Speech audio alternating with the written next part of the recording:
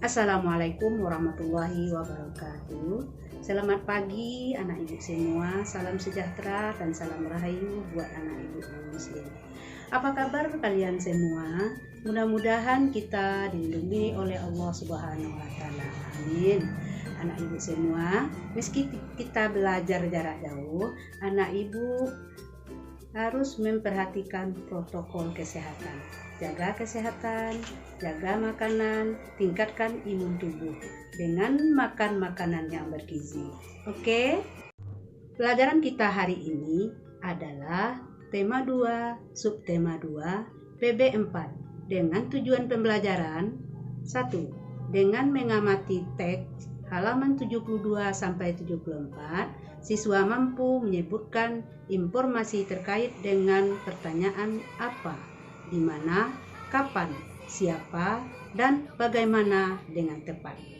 Yang kedua, dengan membaca teks bacaan halaman 76 sampai 78, siswa dapat menjelaskan pengaruh kegiatan ekonomi terhadap tingkat kesejahteraan masyarakat dengan benar.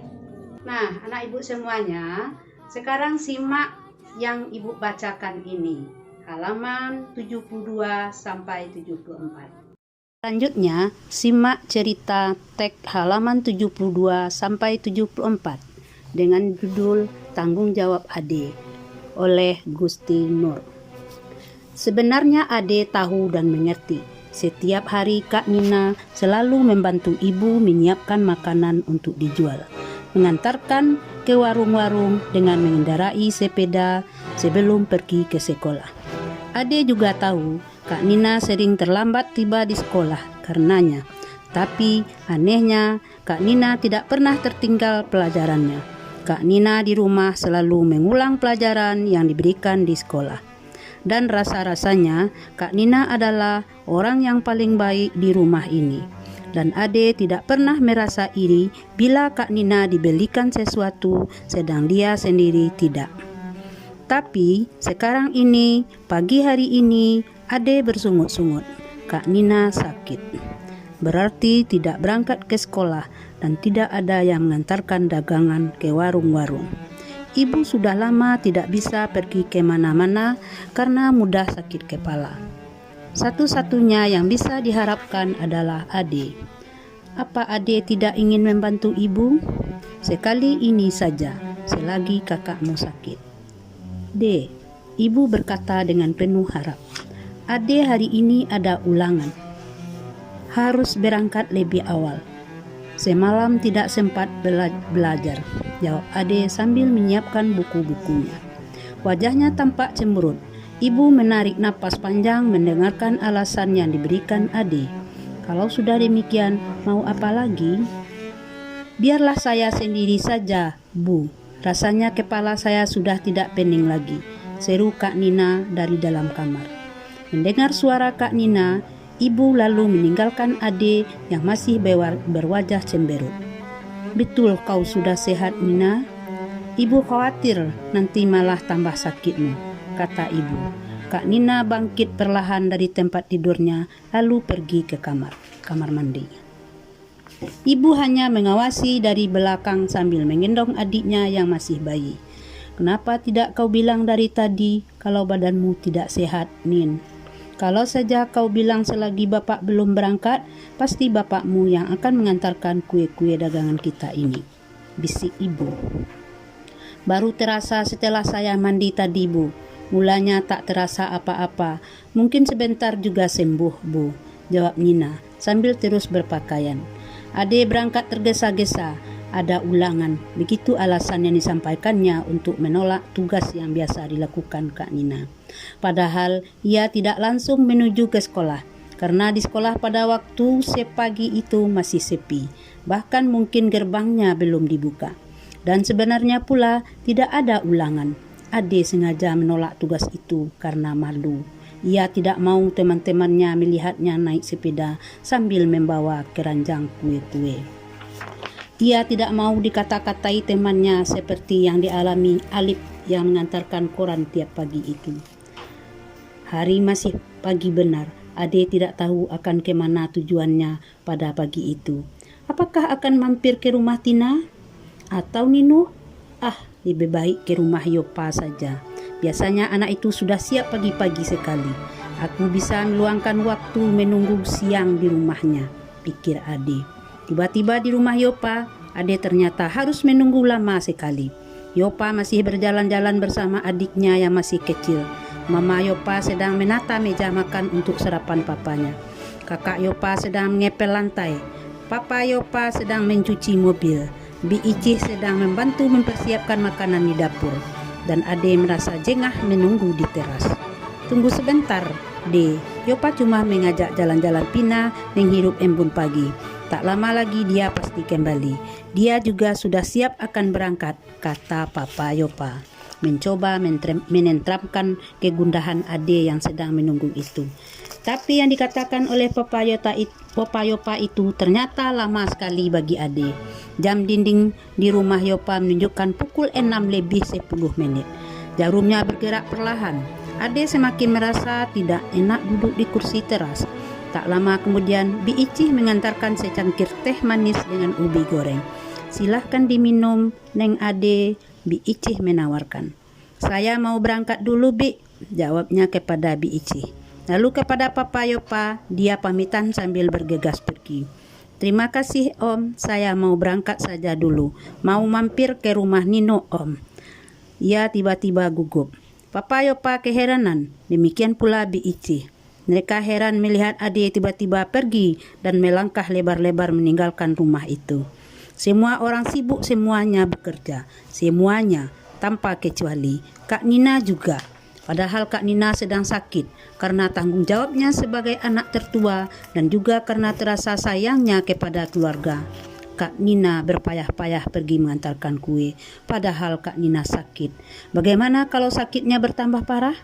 Bagaimana kalau Kak Nina jatuh dari sepeda karena kepalanya pening? Bagaimana kalau sampai... Ade seperti ingin menangis selama perjalanan menuju sekolah. Hatinya begitu gundah, ia tak jadi ke rumah Nino.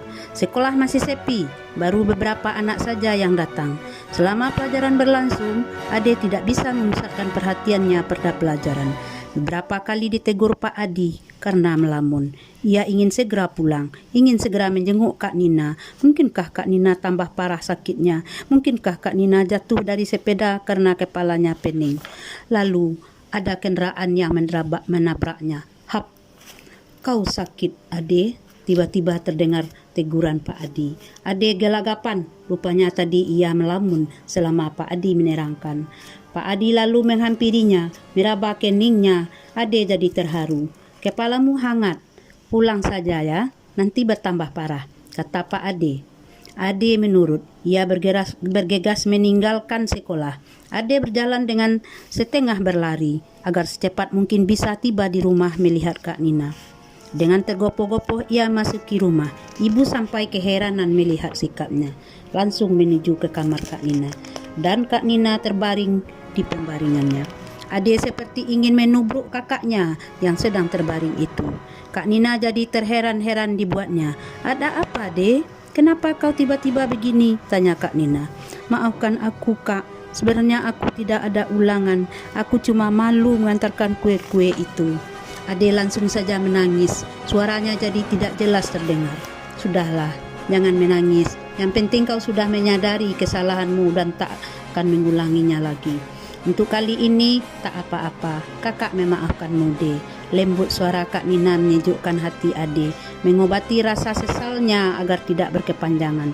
Dan keesokan harinya, Kak Nina masih sakit. Ade benar-benar melaksanakan apa yang dijanjikannya kepada kakaknya. Tanpa ragu lagi, Ade menjinjing keranjang kue-kue dengan sepeda. Ia berkeliling mengantarkan kue-kue itu ke warung-warung. Tak ada yang mengejek, tak ada yang menggoda, tak ada yang rasa malu. Yang ada adalah rasa tanggung jawab yang besar. Selanjutnya, simak bacaan halaman 76 sampai 78. Baik, selanjutnya simak bacaan halaman 76 sampai 78. Pengaruh kegiatan ekonomi terhadap kesejahteraan masyarakat. Dalam kehidupan sehari-hari, kita tidak lepas dari kegiatan ekonomi. Apa sajakah kegiatan ekonomi yang dilakukan sehari-hari? Kegiatan ekonomi meliputi kegiatan produksi, distribusi, dan konsumsi. Ketiga kegiatan ekonomi ini saling berkaitan satu sama lain. Satu kegiatan ekonomi terhambat akan mengganggu kegiatan ekonomi lainnya. Produksi. Apa itu produksi? Amatilah kegiatan ekonomi pengrajin gerabah. Seorang pengrajin akan mencari tanah liat sebagai bahan baku. Tanah liat ini diolah menjadi berbagai bentuk, misalnya gerabah. Gerabah yang sudah dibuat akan dijemur, kemudian dibakar. Proses akhir gerabah tersebut diwarnai, kemudian dijual kepada konsumen. Dari ilustrasi tersebut dapat dikatakan seorang pengrajin telah melakukan kegiatan produksi.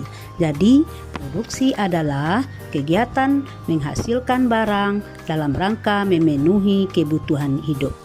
Orang yang melakukan kegiatan produksi disebut produsen. Coba kamu berikan contoh kegiatan produksi yang terdapat di sekitar tempat tinggalmu. Kegiatan produksi berpengaruh terhadap kesejahteraan pemilik sumber daya ekonomi dan produsen. Bagi pemilik sumber daya ekonomi, adanya proses produksi memungkinkannya memperoleh balas jasa. Balas jasa ini berupa sewa, bunga modal, ataupun gaji. Dengan balas jasa ini, pemilik sumber daya ekonomi dapat memenuhi kebutuhan hidup secara memuaskan. Sementara itu, bagi produsen, adanya proses produksi menyebabkan produsen memperoleh keuntungan. Selanjutnya, keuntungan tersebut digunakan untuk menjaga kelangsungan usaha dan memenuhi kebutuhan hidup. Ini dilakukan dalam upaya mencapai kesejahteraan hidup. Distribusi. Produksi barang siap didistribusikan. Setiap hari kamu makan dan menggunakan pakaian. Bahan makanan tersebut dihasilkan di suatu daerah tertentu. Pakaian juga diproduksi di daerah tertentu. Untuk mendatangkan bahan makanan dan pakaian diperlukan kegiatan penyaluran. Kegiatan inilah yang disebut distribusi. Jadi, distribusi adalah kegiatan menyalurkan hasil produksi dari produsen ke konsumen. Orang yang melakukan kegiatan ini disebut distributor. Kelancaran distribusi barang membutuhkan sarana dan transportasi dan akses yang memadai. Tujuannya agar hasil produksi dapat segera sampai ke konsumen dengan cepat dan tepat. Konsumsi. Perhatikan aktivitas teman sekolah ketika waktu istirahat. Ada yang jajan di kantin, ada pula yang makan bekal dari rumah. Jajan di kantin dan makan bekal termasuk kegiatan konsumsi. Tidak hanya menghasilkan barang, kegiatan yang dapat mengurangi nilai guna barang juga termasuk kegiatan konsumsi. Misalnya, kamu mengenakan seragam dan sepatu ketika sekolah. Kegiatan konsumsi. Konsumsi diartikan kegiatan menghabiskan atau mengurangi nilai guna barang dan jasa untuk memenuhi kebutuhan hidup. Orang yang melakukan kegiatan konsumsi disebut konsumen. Untuk mengkonsumsi barang atau jasa, masyarakat mengeluarkan pengorbanan tertentu. Pengorbanan dapat berupa uang atau waktu. Dengan mengkonsumsi barang atau jasa, masyarakat berusaha memperoleh kepuasan optimal. Ini dilakukan untuk mencapai taraf hidup sejahtera. Nah, sekian pelajaran kita hari ini. Tema 2, subtema 2, PB 4. Kita ketemu kembali pada PB ke-5. Selamat siang.